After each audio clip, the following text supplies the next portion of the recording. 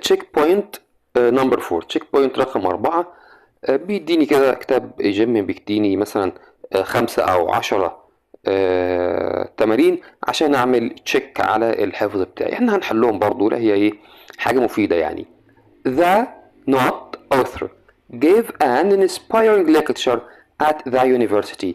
الauthor الكاتب آه ألقى محاضرة ملهمة في الجامعة. هو عايز يقول لي إيه بقى من الاختيارات؟ انزل تحت كده في الاختيارات هتلاقيه مديني well known ودي سوري well know. وخلي بالك أول أنت بتقرأ عشان ما تعديش عليك. تمام، هو هنا بيقول لي well know وهنا well known. طبعا أنا هعمل حاجتين، هدور على الحاجتين زي ما اتفقنا. هتدور على إن دي صفة مركبة، فأنت رقم واحد هتختار معنى صح، معنى مناسب. يعني هو أنا هنا محتاج كلمة محتاج كلمة مشهور أو معروف. تمام، مشهور أو معروف اسمها إيه؟ اسمها well known، اسمها well known. تمام، فبالتالي أنا هاخد well known. هلاقي 2 well known، هاخد بقى إذا كان فيها هايفن أو ما فيهاش هايفن. تمام، دي well known ما تنفعش خالص، ودي good known برضه ما تنفعش، ودي best known للمقارنة. إذا الإجابة الصح اللي عندي هي well known. well known يعني مشهور أو معروف. تمام، رقم 2. Our teacher is a not speaker who we find hard to follow. حد صعب ان يعني هو متحدث، صفته ايه؟ صعب ان احنا نتبعه، يعني نقدر نتبع نسمعه يعني ونتابعه في الايه ونفهم كلامه. تمام، ليه بقى؟ هو بيقول لي في الاختيارات مديني fast talking. انت بتلقط كده بقى هو عايز ايه؟ هو من المعنى كده عايز يقول ان في حد متحدث سريع بيتكلم بسرعة. الشخص اللي بيتكلم بسرعة اسمه fast talking person. طب او fast talking speaker. فين fast talking هنا؟ انا عندي fast talking اهيت، دي اجابه صح، بس انا برضو محتاج ابص على الباقي. دي توكينج فاست لا خالص، ودي فاست توكد برضو لا، ودي فاست توك لا. فانا اجابتي الصحيحه اللي عندي هي فاست توكينج عشان معناها مظبوط وعشان فيها هايفن. رقم 3 بيقول لك we stayed at a نقط hotel overlooking the Nile. احنا قعدنا في فندق overlooking the Nile. انا محتاج ادور على صفه تنفع تناسب الفندق. الفندق اللي قعدنا فيه ده كان ايه؟ كان stars 5. طبعا غلط خالص لان دي صفه مركبه، انا محتاج 5 يجي الاول، ومحتاج ما يكونش عندي اس.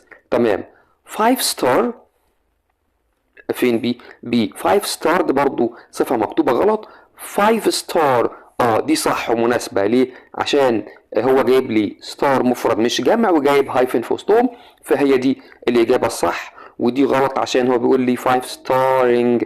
تمام، غلط. السؤال اللي بعد كده بيقول the town المدينة is known for its نقط buildings المباني and narrow streets وشوارع ضيقة. أنا محتاج أدور على صفة مركبة للمباني. المباني بقى كانت إيه؟ القط المعنى يا باشا كده، حطه في دماغك. هو هنا بيقول لي well preserving ولا well preserve؟ هفتكر أنا بقى إيه؟ well preserved buildings. well preserved buildings يعني مباني قديمة لكن متحافظ عليها. تمام، طب يا مستر وانا هجيب كم الصفات المركبة دي منين؟ انا عامل لك زي ما قلت مرة واتنين، انا عامل جدول كبير قوي، بص عليه كل يوم كده شوية وهتلاقي نفسك حفظت كل الحاجات دي ان شاء الله. طيب محافظ عليه بشكل جيد. well preserving غلط، well preserve برضو مش مظبوطة. well preserved ايوه دي صح وفيها هايفن اهيت، فهي ديت اجابتي الصحيحة، ودي دي اجابتي الصح. وعندي هنا good preserving مش مظبوطة خالص. السؤال اللي بعد كده he was a نقط soldier respected by both friends and enemies. هو كان جندي ايه؟ بيحترمه كل من اصدقائه واعدائه. تمام، انزل شوف هو مديك صفة ايه تحت عشان ندور على معناها. هو بيقول لي strong willing. افتكر بقى ان هو عايز يقول لي قوية العزيمة، حد كده عنده إرادة او عزيمة قوية. اسمها ايه؟ المفروض انك حافظ اسمها strong willed. strong willed فين هنا strong willed؟ دي strong willing غلط، ودي strong will برضو غلط. strongly willing غلط، ودي strong willed هي دي الإجابة الصحيحة. تمام، السؤال اللي بعد كده كتاب جيم يعني اعتقد انه مش عارف، لا يعترف بالريرايت تقريبا، فهو جايب لي رايت يعني متفرد بيه لنفسه كده. بيقول لي ايه؟ بيقول لي rewrite each sentence using at least one compound adjective. استخدم اعمل الرايت للجمله اللي جايه دي مستخدما على الاقل one compound adjective، صفه واحده مركبه. ماشي يا عمي تعالى.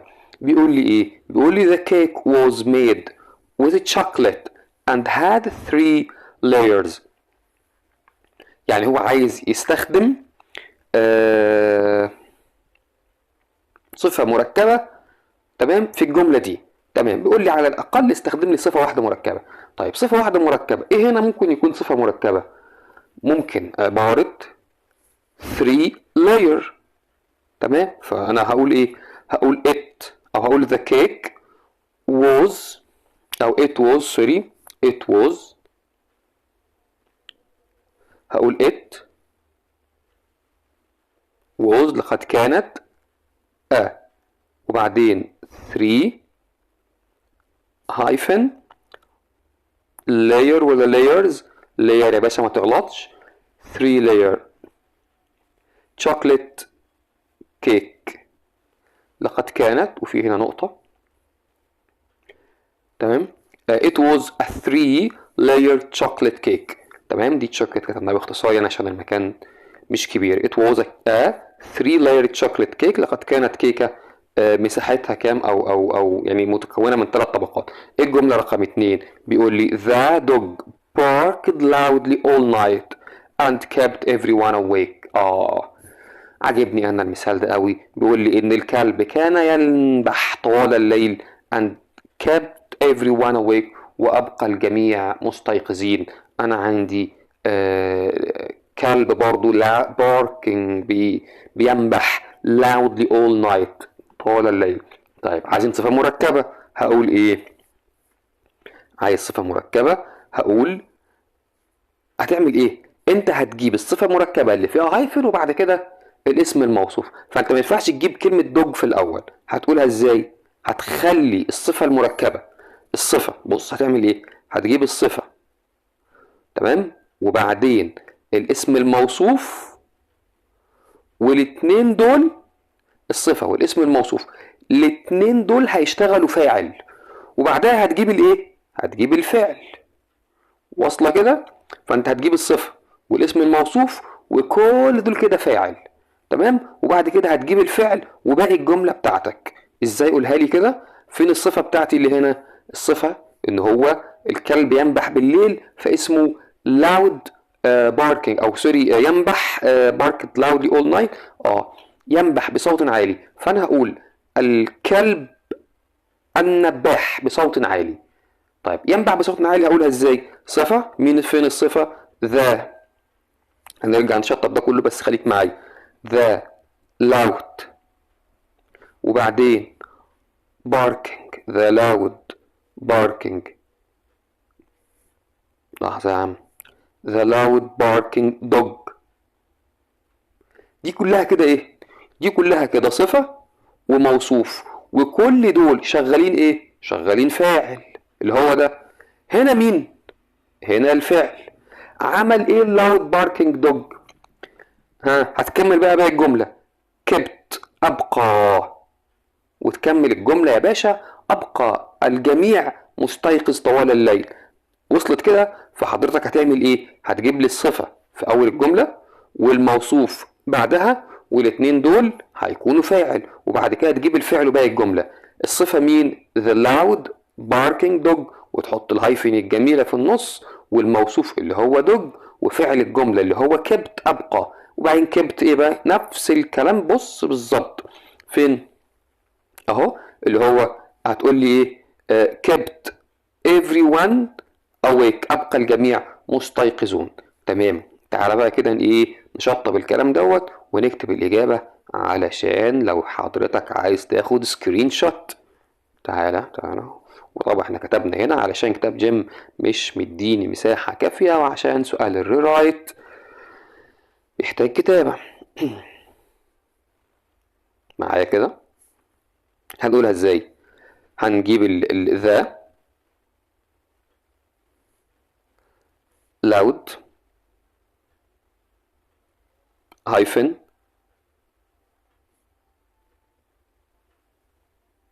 barking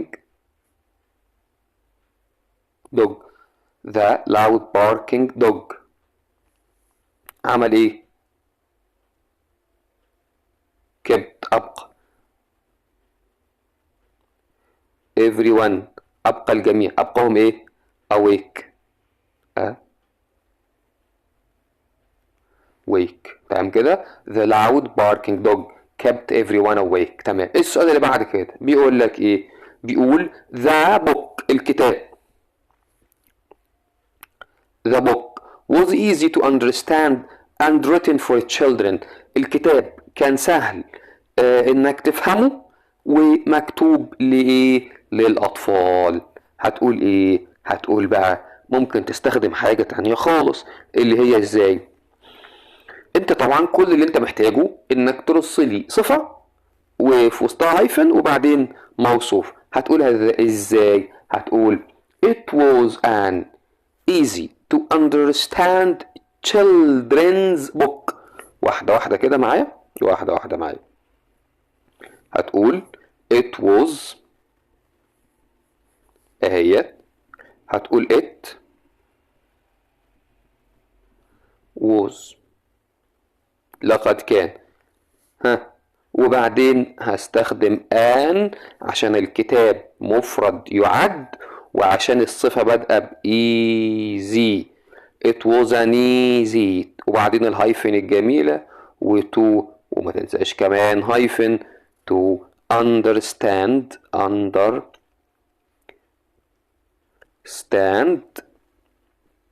وكمان خلي بالك عندي كلمة children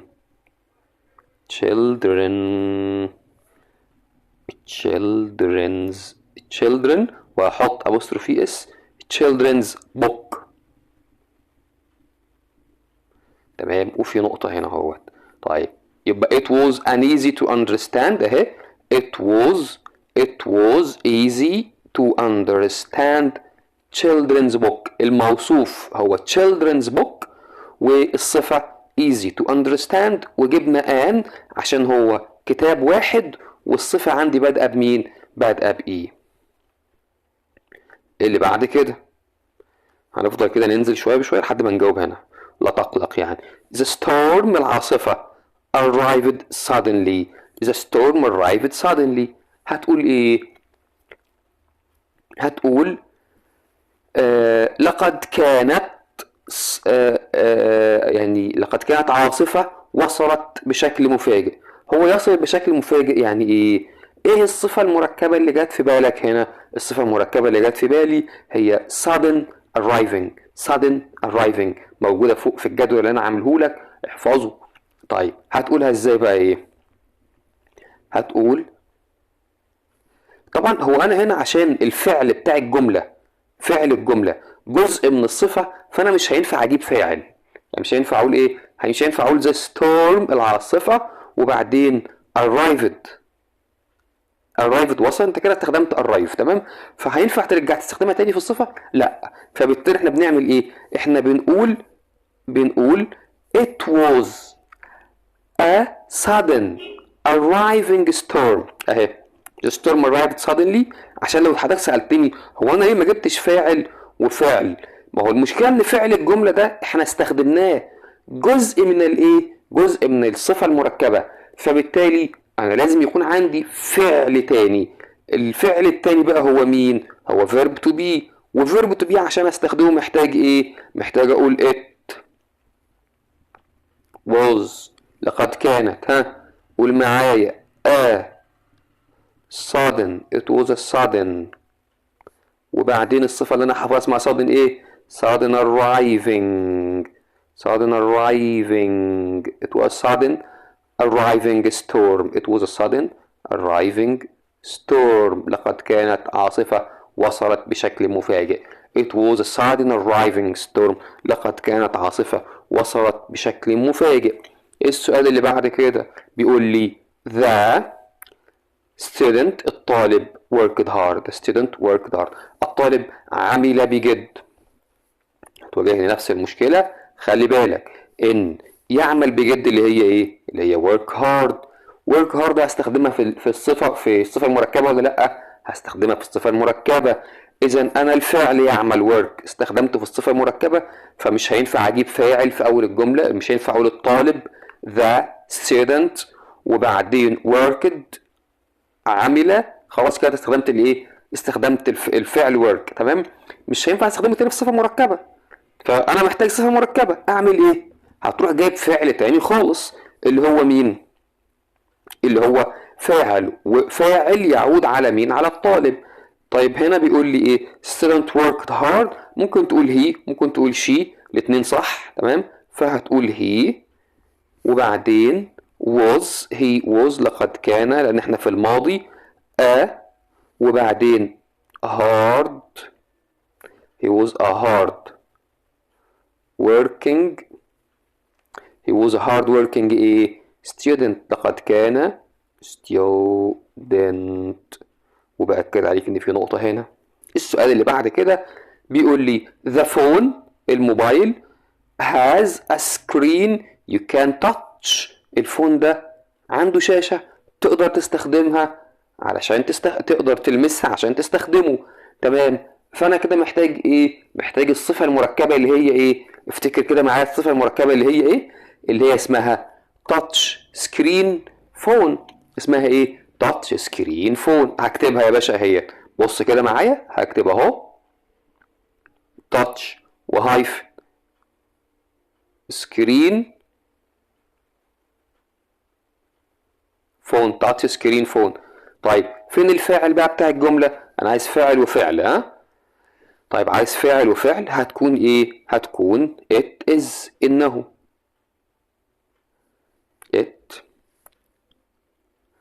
it is. وما تنساش عشان هو فون واحد وتاتش بدأ بحرف الإيه؟ التي. it was أو it is سوري a touch screen phone.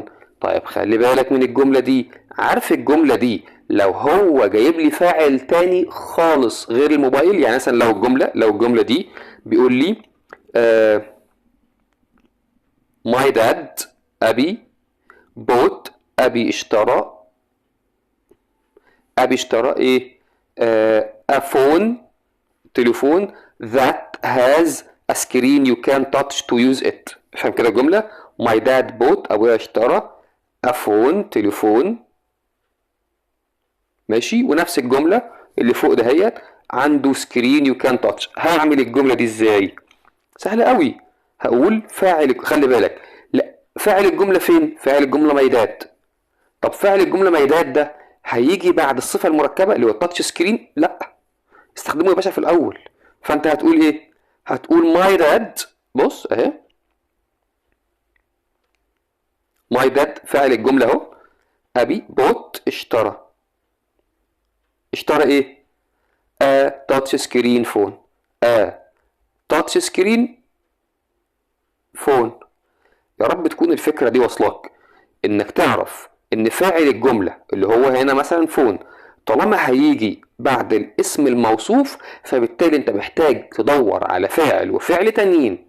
الفاعل والفعل التانيين دول غالبا بيكونوا it is، it was، there is، there are كده. تمام. تعالى بقى نشوف باقي الايه.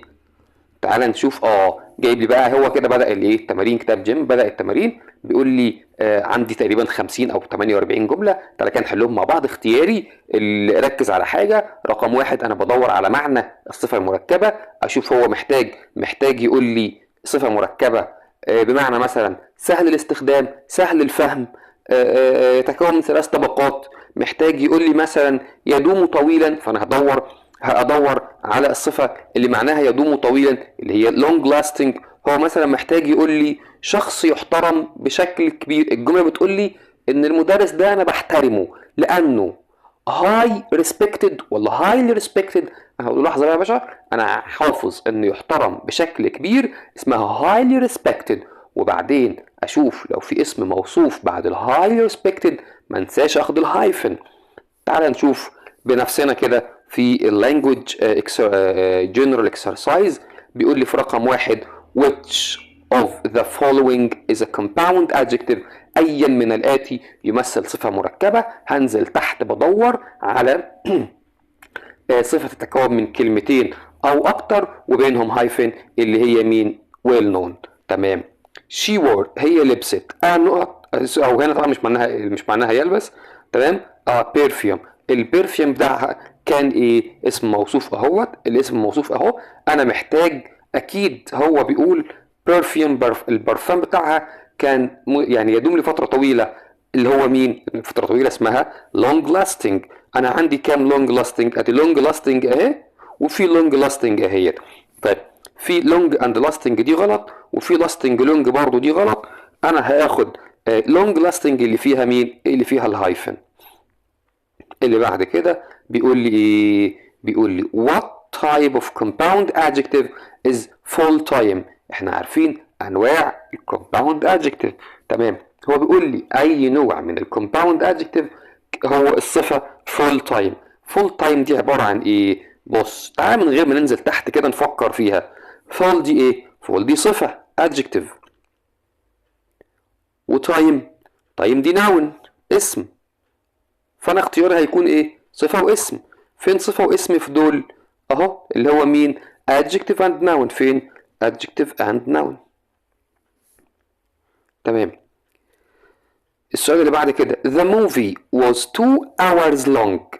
الموفي كان الموفي كان عرضه او كان سوري كان طوله 2 hours ساعتين. this means هذا معناه ايه بقى؟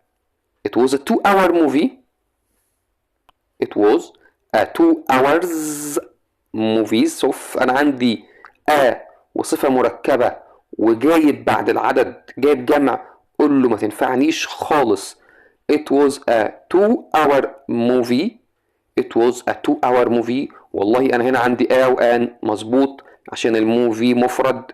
تمام. وعندي 2 وهايفن واور جايه مفرد، فدي غالبا صح. طبعا طلع الغلط اللي في كل واحده من اللي تحت دول.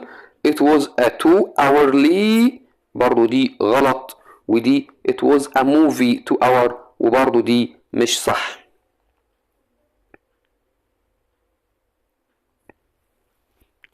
السؤال اللي بعد كده اللي هو ايه؟ which compound adjective uses a structure adverb past participle. يعني ايه؟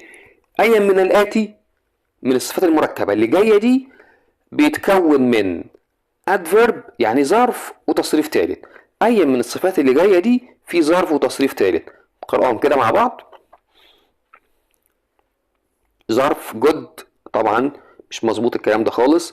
highly او time noun مش مظبوط برضو. old صفه. هو عاوز ظرف. الظرف هو يا باشا اللي هو highly respected. تمام. رقم 6 the water الميه was crystal clear. crystal clear يعني واضحة جدا. what kind of adjective is crystal clear؟ أي نوع من أنواع الصفات crystal clear؟ تعال ناخدهم واحدة واحدة. crystal ده اللي هو كريستال. تمام. ودي إيه؟ دي noun. وclear دي اللي هي صفة. فأنا عندي noun and adjective. فين؟ noun and adjective اهيت. noun and adjective. وطبعا مش adjective ولا noun. noun and noun لا، و noun past برضو لا. السؤال اللي بعد كده which is the correct compound adjective for lasting a long time. أي من الآتي هو الكومباوند adjective اللي بيعبر عن lasting a long time يدوم فترة طويلة. فين؟ اهيت انا حافظها long lasting. I like to be surrounded by energetic and not people. أنا بحب أكون محاط surrounded by محاط ب ناس يكونوا energetic عندهم حيوية وطاقة. وإيه؟ أكيد هدور تحت على صفة حلوة في الناس عشان أنا عايزهم جنبي. وكمان هو بيقول ناس يكونوا energetic، أكيد مش هيكونوا كسولين ولا ناس فيهم صفات وحشة. تمام. فين بقى الصفة الحلوة اللي تحت؟ open hearts مش صفة أصلا. open hearted صفة أو صفة جميلة. تمام. open hearting غلط، و open heart مش مظبوط. يبقى الصفة الوحيدة اللي عندي المظبوطة اللي هي open hearted. اللي بعد كده بيقول لي he behaves politely as he's a not a person. تمام. he behaves politely هو يتصرف بأدب، لأنه a person شخص. أب طبعا نشوف ايه الأب دي. good brought هو عايز يقول لي متربي كويس. الشخص المتربي كويس اسمه well brought up person. اسمها ايه؟ well brought. طب تعالى نشوف انا عندي كام well brought. عندي better bring غلط، و well brought صح، هي دي الإجابة الصح. و will bringing غلط، و good brought غلط. إذا أنا محتاج well brought. اللي بعد كده his not comment hurt his sister's feelings. تمام. كطبيعة دايما الولاد الصبيان كده عندهم comment بتؤذي ال sisters feelings، مشاعر اخواتهم البنات. تمام. تعالى بقى نشوف هو عايز يقول ايه. بيقول لي absent minded. absent minded اللي هو التعليقات اللي ما فيهاش عقل. تمام. التعليقات اللي العقل فيها غايب، يعني absent minded متغيب العقل او غير مدرك. طيب اسمها ايه بقى متغيب العقل دي؟ اسمها absent minded. absent mind. تعال نشوف عندي كام absent minded. هو الراجل جايب، خلي بالك نبدأ من الاخر كده. absent mind غلط، absent minds برضو غلط، absent minding مش صح. الإجابة الصح هي absent minded. not men are always lucky and get what they want. تمام. مين هو بقى اللي بيكون دايما محظوظين وبيحصلوا على اللي هم عايزينه؟ هو جايب لي تحت لو تلاحظ hard working working hard، فهو عايز يقول مجد مجتهد. انا حافظ مجد او مجتهد اسمها hard working. اسمها ايه؟ hard working. تمام. خلي بالك انا عندي هنا مين؟ عندي a hard working. خليها معايا ممكن عاوزها، ما هي مظبوطه اهيت، او ان وهارد وبعدين هايفن ووركينج. ديت صفه مركبه جميله وصح ومظبوطه. working hard لا خالص مش معايا ومش مظبوطه. hard working صح صفه مركبه، وهارد working دي كمان دي بهايفن ودي من غير هايفن. الثلاثه دول مظبوطين. تمام. تعال نشوف انا عندي اسم موصوف صح بعدهم بعد الصفه المركبه، فانا محتاج الصفه المركبه اللي فيها هايفن. ادي دي فيها هايفن اهي، بس انت مش شايفها مكان ما انا عامل لك هنا اهي. صفه مركبه فيها هايفن، يعني برضو هنعمل عليها كمان شرطه تنفع معايا. ودي صفه كمان مركبه وفيها هايفن اهيت، يعني تنفع معايا. خلاص. هو ايه الفرق بقى؟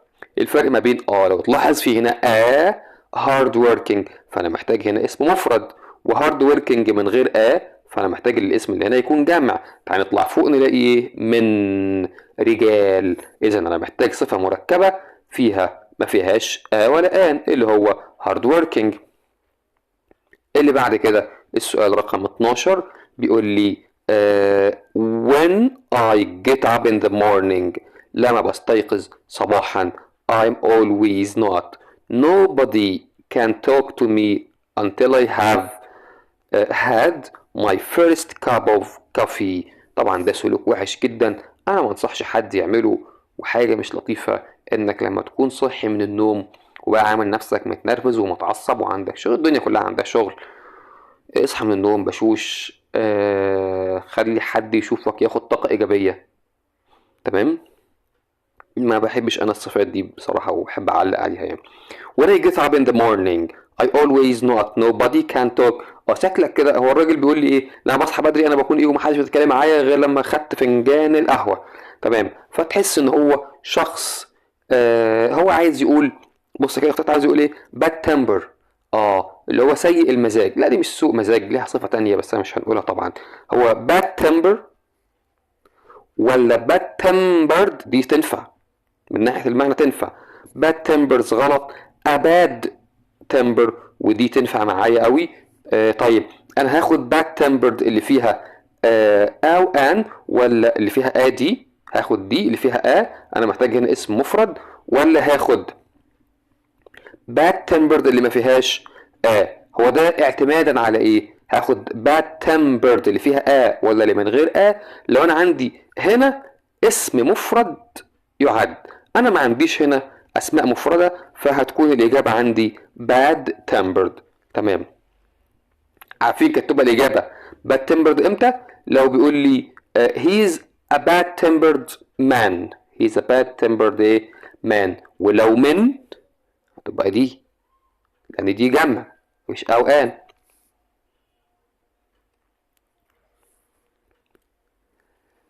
His degree course took 5 years to complete. الدرجة بتاعته خدت 5 سنوات عشان تكتمل. It was a not course. لقد كان كورس مدته 5 سنوات. أنا هنا محتاج صفة مركبة معناها مدته 5 سنوات. فين بقى الإجابة بتاعتي؟ 5 year degree ولا دي 5 year degree؟ والله دي صفة مركبة. تمام. 5 year degree صفة مركبة وجميلة وعندي هايفن والدنيا تمام، بس ما فيهاش ولا ان. ودي 5 year degrees الجمع. هو الراجل خد واحدة بس، خد درجة واحدة بس. ايه عرفك انها واحدة بس؟ تمام. فبالتالي مش هينفع اس. 5 years دي غلط لان years جمع years. 5 years degrees برضو غلط لانه هو جمع years، وكمان قال انها درجات، والراجل قال انا عندي درجة واحدة فقال لي اهو. تمام. فانا اجابتي اللي هتنفع هتكون ايه؟ هتكون هي letter A 5 year degree. شفت انا بحل بطريقه ازاي؟ اتعلم طريقه الحل دي عشان هي طريقه الحل الصح اللي هتوصلك ان شاء الله للفول مارك في الامتحان. My dog الكلب بتاعي has got short leg. It's a not dog. ان الكلب بتاعي عنده short leg. معنى كده ان هو ايه؟ معنى كده ان انا حافظ صفه اسمها ذو ارجل قصيره، اسمها short legged.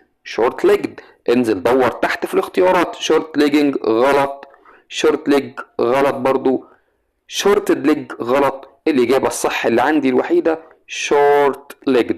السؤال اللي بعد كده The fire broke out in the نقط which we had been living in before.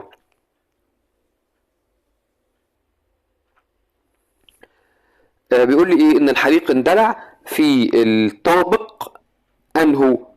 هو هنا عايز يقول بقى مش في الطابق انهو، عايز يقول في المبنى اللي كان فيه طابقين. مبنى كان به طابقين. تمام. مبنى كان به طابقين هنقولها ازاي؟ طبعا سيادتك هتجيب لي تو وكلمة ستوري، مش هتكون ستوريز، هتكون ستوري بس، وكلمة building.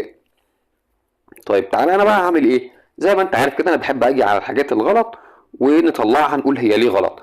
هو تو اول واحده تو ستوريز جمع ستوريز، فدي ما هيش صفه مركبه خالص، فاذا الكلام ده مش مظبوط. بي تو ستوريز بيلدينجز نفس القصه برضو، جاب لي تو وستوريز جمع، فدي برضو مش صح. تو ستوري بيلدينج انا عندي تو اهيت وعندي هايفن وعندي ستوري اللي هي جايه مفرد ما هياش جمع، فدي معانا ان شاء الله. هنحاول نشوف بس الاخيره كده. تو ستوري برضو صح، وبيلدينجز تمام. دي صفه مركبه جميله وصح، ودي صفه مركبه صح وكامله. ايه الفرق ما بينهم؟ ان هنا الراجل بيقول لي المباني اللي فيها طابقين مباني. طيب ودي المبنى الواحد اللي فيه طابقين انه صح. هو الراجل بيقول لي we had been living in، احنا كنا ساكنين فيه. هو انت كنت ساكن في مبنى واحد ولا في مبنيين؟ اكيد انت كنت ساكن في مبنى واحد، ف two story building. السؤال اللي بعد كده I walk that takes 2 hours is دي قاعدة لازم نركز فيها شوية. خلي بالك ان الفعل walk، الفعل ايه؟ walk من الافعال اللي ليها قاعدة خاصة في الحتة دي. تعالى كده نشوف الاختيارات اللي هو مديها لي. بيقول لي الووك المشي اللي خد منا ساعتين اسمه ايه؟ اسمه 2 hour walk. اسمه ايه؟ يعني 2 وبعدين hour مش hours وبعدين walk. تعال نشوف اهو عشان هو مشي واحد وبعدين 2 hour ووك. الكلام ده صح، الكلام ده شكله صح، بس انا برضو مش هاخد قرار غير لما ابص على الباقيين كلهم. 2 hours غلط، و 2 hour من غير ايه، من غير برضو مش مظبوط، و 2 hours walk برضو مش مظبوط. فالاجابه الصح اللي عندي اللي هي 2 hour walk، المشي لمده ساعتين.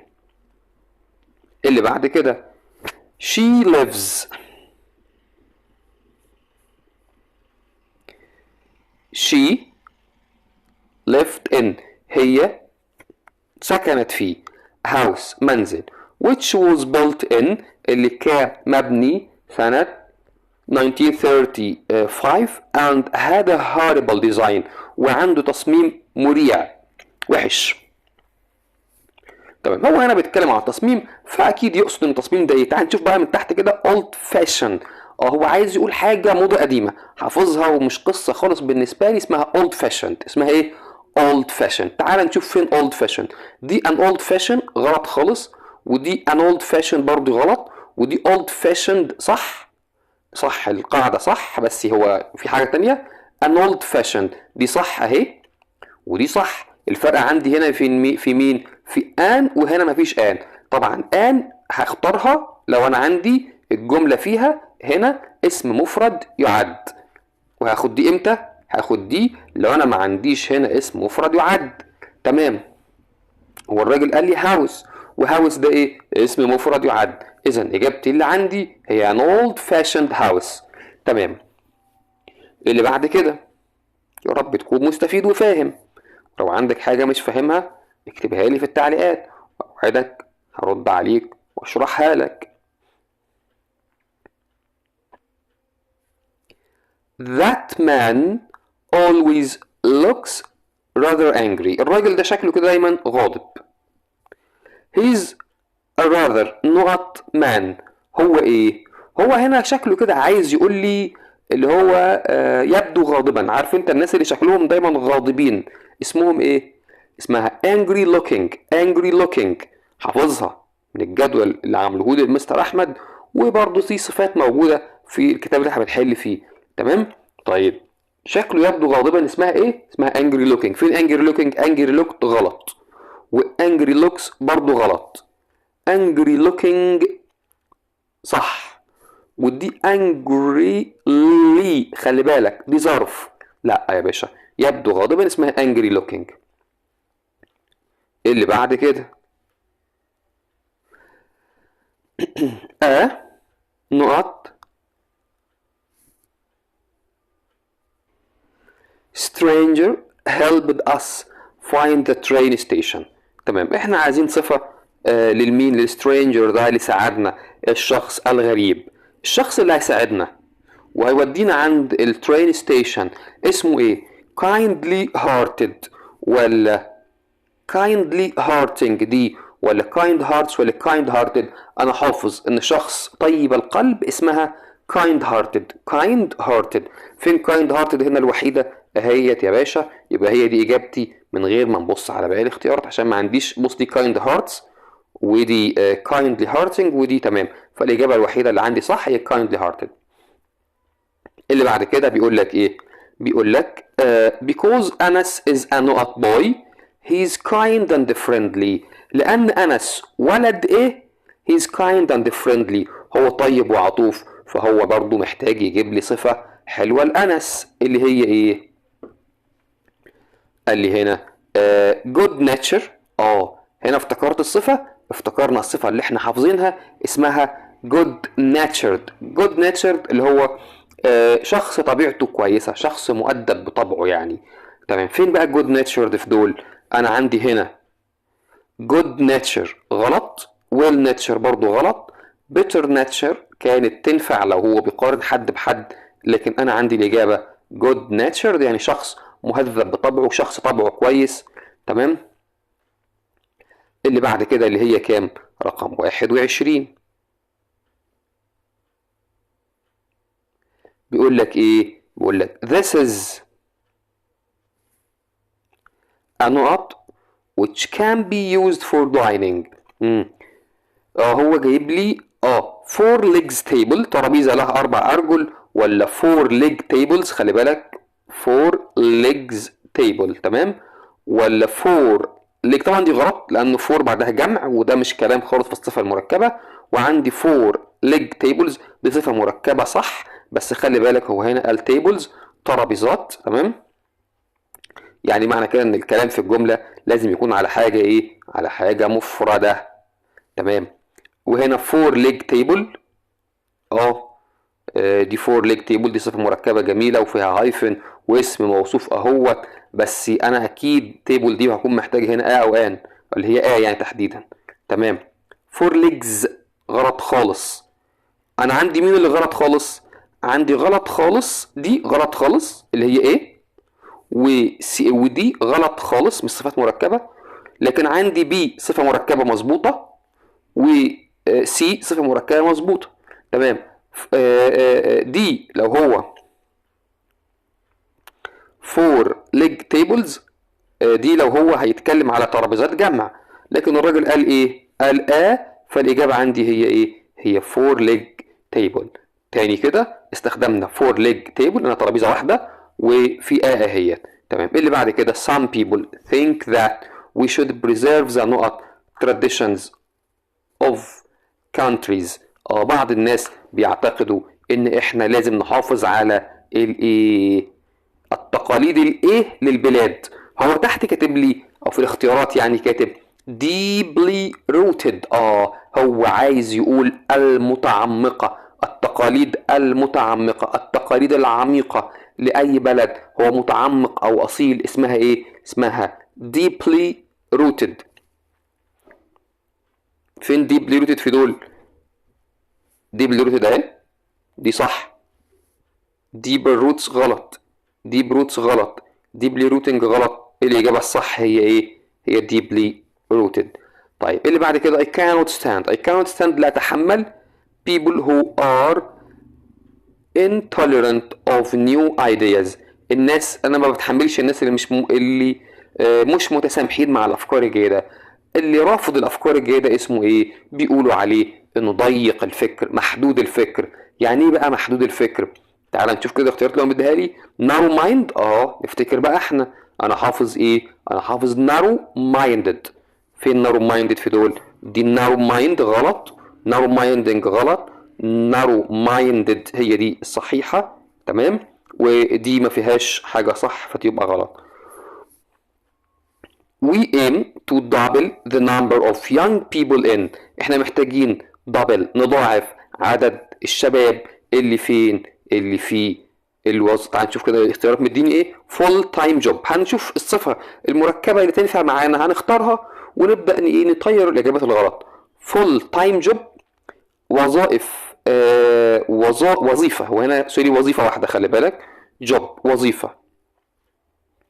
بس الصفة المركبة مظبوطة مظبوط، وجوب وظيفة واحدة. أنا طبعا أكيد عشان آخد الاختيار ده لازم يكون عندي فوق هنا أو أن، أو يكون هنا أو أن. يعني لو أنا عندي هنا كان الاختيار ده هيكون صح، لكن للأسف أنا ما عنديش فالاختيار ده هيكون غلط لأن جوب وظيفة.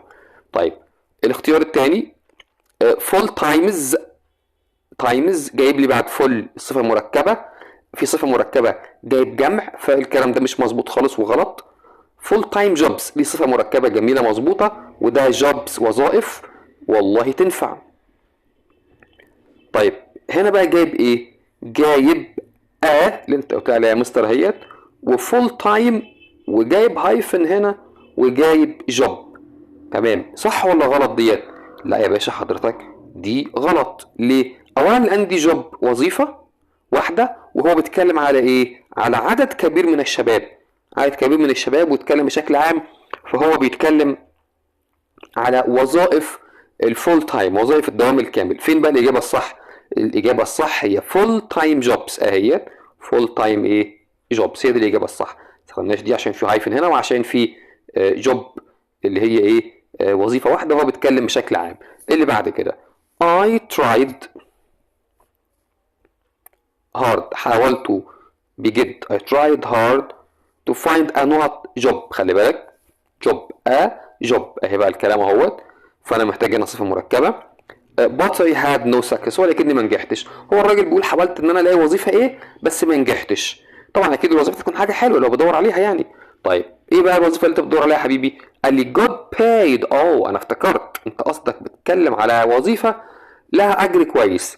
الوظيفه اللي مقابل اجر كويس اسمها ايه؟ اسمها well paid. well paid. تعال نشوف الاختيارات اللي هو مديها لي. طبعا good paid غلط، well paid الاختيار ده صح، ودي غلط ودي غلط. اللي بعد كده being a private university it developed a charitable program.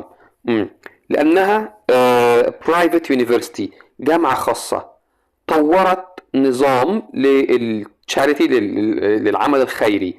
طيب فهي عملت نظام ايه؟ هو قال لي well organizing نظام او برنامج منظم. هو منظم يعني ايه؟ منظم يعني well organized. فين well organized في دول؟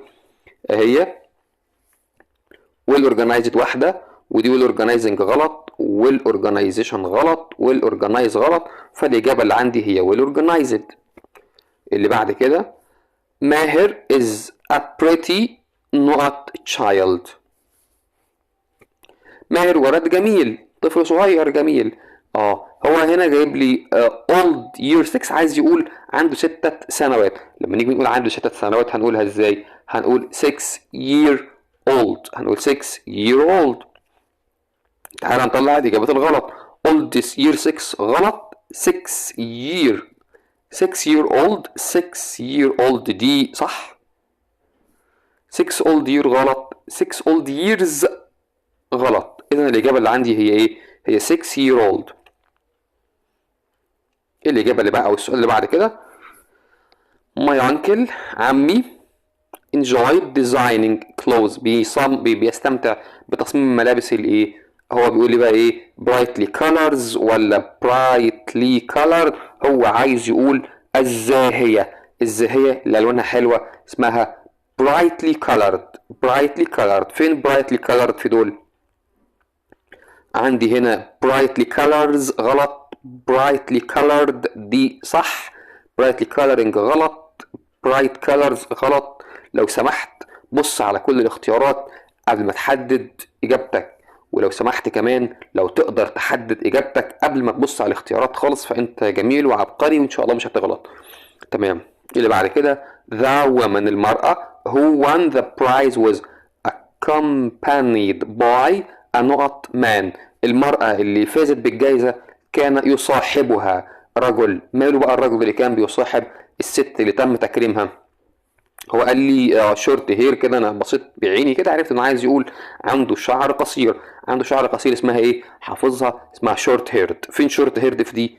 انا عندي واحدة بس شورت هيرد اهي، هي دي الإجابة الصح. اللي بعد كده he's the not man I have never met said her about me. I have ever sorry أنا قلت never. he's the not man I have ever met. هو أفضل راجل أنا قابلته. حلا قالت الكلام ده عني. تمام، شكرا يا حلا إنك قلتي عليا كده. تعالى بقى نشوف هو هيقول إيه؟ good looking best looking good looks ولا good looked. هو هنا محتاج يقول لي ايه؟ خلي بالك ان عبارة I have ever met تعرفك ان اللي هنا مقارنة تفضيل. صيغة ايه؟ صيغة تفضيل. تمام، اسمها ايه بقى؟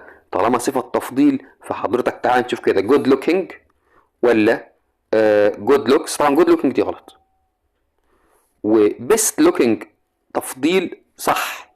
سوري لان هنا حلا بتقول ان ده افضل رجل انا قابلته. best looking يعني best looking شكلا يعني.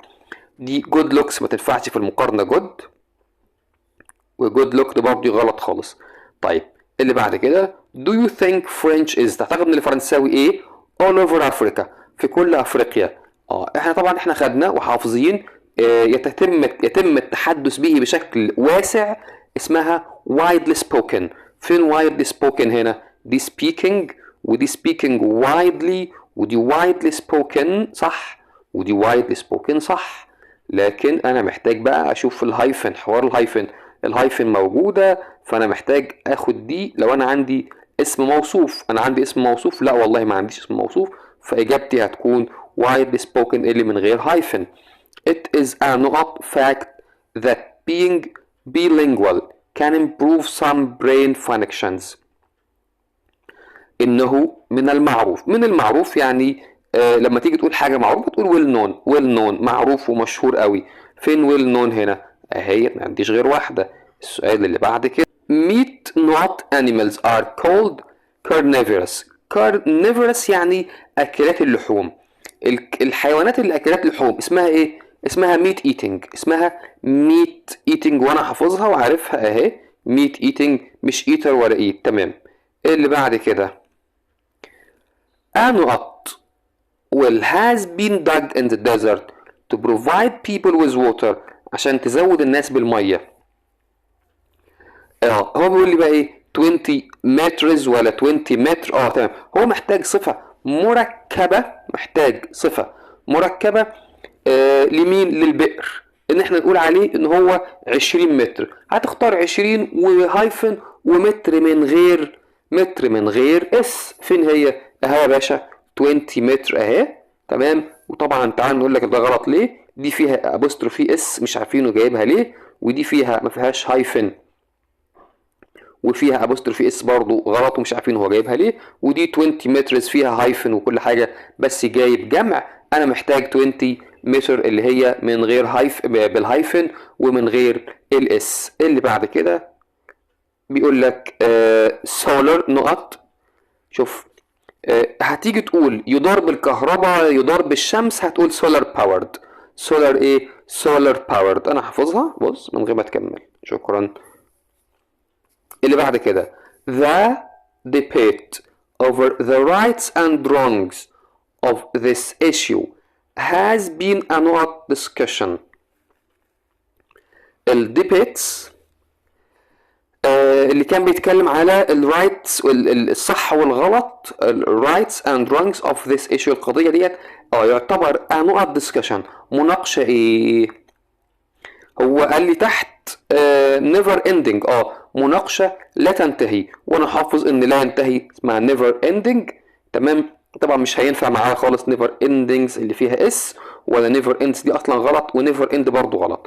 اللي بعد كده one of the following sentence forms the compound adjective to describing a story قصة which is written well. القصة اللي اتكتبت بشكل جيد اسمها ايه؟ القصة اللي اتكتبت بشكل جيد اسمها انا حافظ مكتوب بشكل جيد اسمها well written. يبقى well written ايه؟ story.